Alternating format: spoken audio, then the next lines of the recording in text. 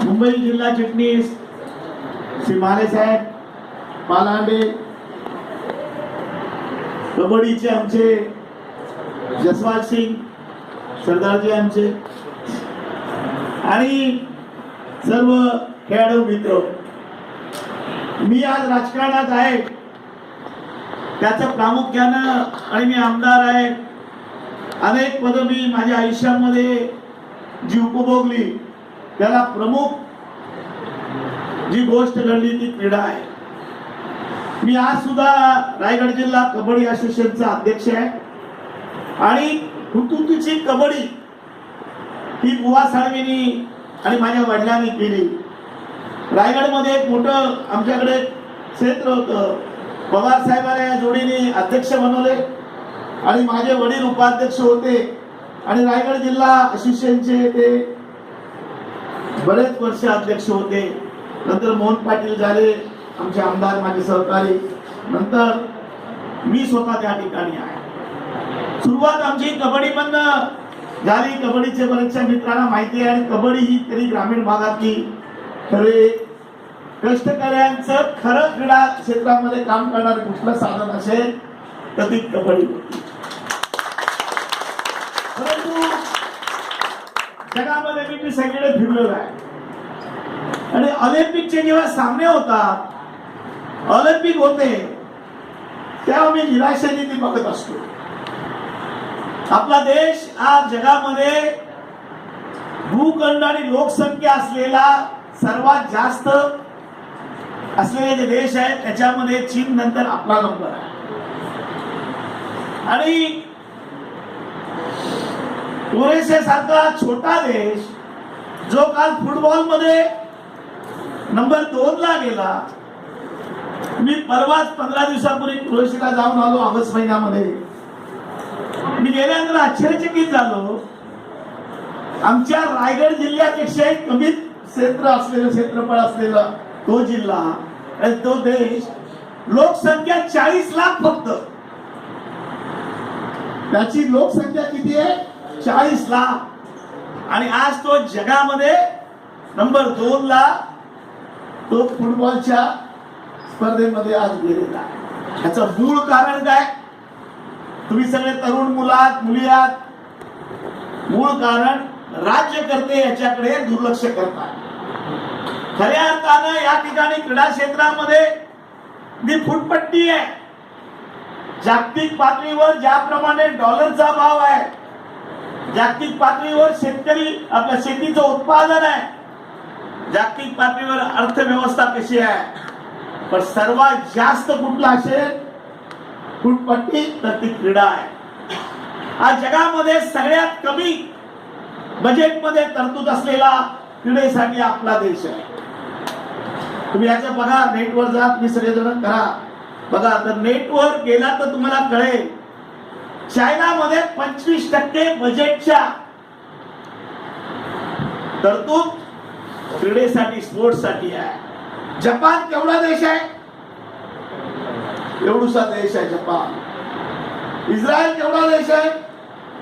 एवढूसा देश आहे. यांच्या बजेट बघा तुम्ही. मी गेल्यानंतर बघा, त्या ऑलिम्पिक असतं त्यावेळेला सगळ्या गोष्टी येतात आणि आपल्याला एक सुवर्ण पदक मिळालं तर आपण फटाके वाजवतो. आणि हे छोटे देश 200-300 सुवर्ण पदक आणि हे घेऊन जातात. याला कारण जे राज्यकर्ते झाले त्यांनी याच्याकडे दुर्लक्ष केलं. आम्ही आज जे रायगड जिल्ह्यामध्ये आपल्या पक्षाचं प्रभुत्व आहे याला कारणच स्पोर्ट मधली सगळी क्षेत्रामध्ये आपलं काम आहे. कबड्डीमध्ये 1 नंबर आहे, क्रिकेटमध्ये आहे, तिथे तुमच्या बाकीचे व्हॉलीबॉल मध्ये असेल, छोटे मोठे सगळे असोसिएशन राज्य पातळीमध्ये आपले प्रतिनिधी पक्षाचे आहे. खो खोचा असेल, ही सगळ्या गोष्टी आपण त्या ठिकाणी घेतलेल्या आहे. प्रमुख मुद्दा कुठे आहे? आपल्या राज्याच्या बजेटमध्ये 0.2% सुद्धा क्रीडावर 0.2%, 1% नाही, 0.2% सुद्धा या ठिकाणी तरतूद नाहीये. आणि जी तरतूद आहे ती खोटे मंडळ स्थापन करून त्यांच्या व्यान लुटण्याचा एक धंदा या ठिकाणी मोठ्या प्रमाणात या राज्यात सुरू आहे. आणि म्हणून मी तुम्हाला निश्चितपणे सांगतो, ही कार्यकारिणी हे या ठिकाणी घेतलेले पदाधिकारी गणेश ठंकारा सांगेन की त्यांना ठेवूच, पण विस्तारित बैठक तुम्ही नजीकच्या काळात घ्या. विस्तारित बैठक तुम्ही अलिबागला घ्या, सर्व क्रीडाळू बोलवा, एक दिवस तिथे आपण राहण्याची सोय करू. मोठ्या प्रमाणात 1000-2000 क्रीडा महाराष्ट्रात ते सगळे बोलवा आणि त्या ठिकाणी व्यापक प्रमाणात खंदारे आपण त्याची चर्चा करू. आणि नुसती क्रीडा नाहीये तर जे मोठे 10-20 खेळ आहेत त्याचे स्वतंत्र आपले प्रमुख त्या ठिकाणी असले पाहिजे. या पद्धती कबड्डीचा वेगळा, खो खोचा वेगळा आणि ॲथलेटिक्स जे छोटे मोठे खरे खेळ आहेत की त्याला जागतिक पातळीवर मोठी मान्यता आहे, ती आपल्याकडे नाहीये. त्या दृष्टीने प्रयत्न करा. मी हे जे बोलतो ते हाऊस मध्ये गेली 20 वर्ष बोलत आलेलो आहे. मी 20 वर्ष आमदार म्हणून काम करतोय आणि त्या दृष्टिकोनातून एक आक्रमक आमदार म्हणून काम करत असताना प्रॅक्टिकल खालच्या पातळीवर काय काम आहे करावं लागतं हे मी उपभोगलेलं आहे. जी कबड्डीची मॅट आलेली आहे, क्रीडा जिल्ह्यामध्ये मॅट आलेले आहेत बघा, आता प्रत्येक स्पोर्ट्स ऑफिसरला आहे, मागणी मी केलेली आहे. विनोद तावडेला सांगितले चालणार. आणि माझं म्हणणं आहे राज्य शासनानं आता एक कायदा केला पाहिजे, कबड्डीचा खेळ हा मॅटवरच खेळला गेला पाहिजे. फक्त मॅटच्या बाहेरचा खेळला गेला तर तो गुन्हा असेल. आणि ग्रामपंचायती पातळीवर हे मॅचचं वाटप झालं पाहिजे. आज जिल्हा परिषद गटवाईज ते चालू आहे. शहरामध्ये महापालिकेत मला माहिती नाही, मी अभ्यास केलेला नाहीये. मी एक उदाहरण म्हणून तुम्हाला सांगितलं, त्या पद्धतीचं काम आपल्याला करावं. तुम्ही सर्वजण एक मिनिट 5 मिनिटात मी आठवतो. तुम्ही सर्वजण गरीब घरातल्या सगळे मुलं दिसतात. म्हणजे खऱ्या अर्थानं कामगार असतील, शेतकऱ्यांची कमीच असतील, शहरी भागात तुम्ही दिसताय. तुमचा चेहरा, तुमचे कपडे बघितल्यानंतर मला कळतं की तुम्ही एकदम गरीब घरातले दिसताय. सरदारजी काय मोठी असतील तर मला माहिती, परंतु या ठिकाणी या देशामध्ये ब्रिटिशांचं राज्य होतं आणि या देशामध्ये हे मी तुम्हाला सांगतोय, माझ्यापेक्षा तुम्ही वाचन जास्त करू शकता आणि करताय, मला वेळ तेवढा नाहीये. क्रिकेटवर असतील त्यांना मी राग मानत नाहीये, राग मानत नाही किंवा अन्याय करत नाहीये. क्रिकेटवर जेवढा खर्च करतो, क्रिकेटवर जेवढी आज मान्यता आहे, क्रिकेटमध्ये तुम्ही खेळाडू पहिले बघितले तर बघा, सगळे राजे गायकवाड अमुक तमुक सगळे जे आहेत, सगळे खेळाडू टॉप मोलचे नॅशनल चे सगळे खेळाडू कोण होते? सगळे मोठे घराण्याचे आणि भांडवलदार होते.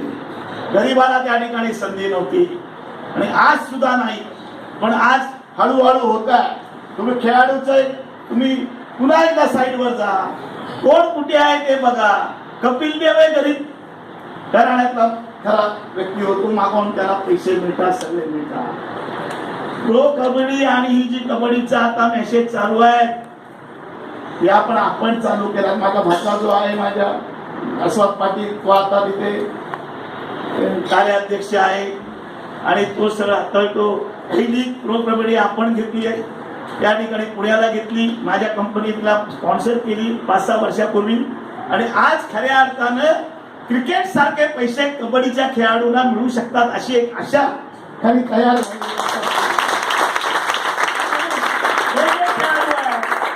ही जी क्रिकेटची मोनापुली आहे, मोनापुली राहून दे. क्रिकेटच्या ग्राउंडवर तुम्ही जे पाणी मारता, पाणी आणि जो खर्च करतो ऍडला, त्यातला 10% तरी इतर खेळांना दिला तरी भरपूर पैसे आणि खेळाडू होतील असं मला वाटतं. आज टीव्हीवर आपण बघतो, सगळं करतो, म्हणून आपला उद्देश राहील हे भाई मोठे असतील त्याला घ्या असं माझा खंदारे म्हणतो नाही. जो माझा गरीब खेळाडू आहे, जो गरीबाचा मुलगा आहे, त्याला त्या ठिकाणी पोचायला, माझ्याजवळ पोचायला पण त्याला अडचण आहे, त्या लोकांना तुम्ही खऱ्या अर्थाने प्रोत्साहित केलं पाहिजे आणि त्यांना खऱ्या अर्थाने न्याय दिला पाहिजे. त्यांना कोचिंग साठी लागणारी सर्वत्र मदत या ठिकाणी आपण करू, हे पण तुम्हाला मी या ठिकाणी सांगतो.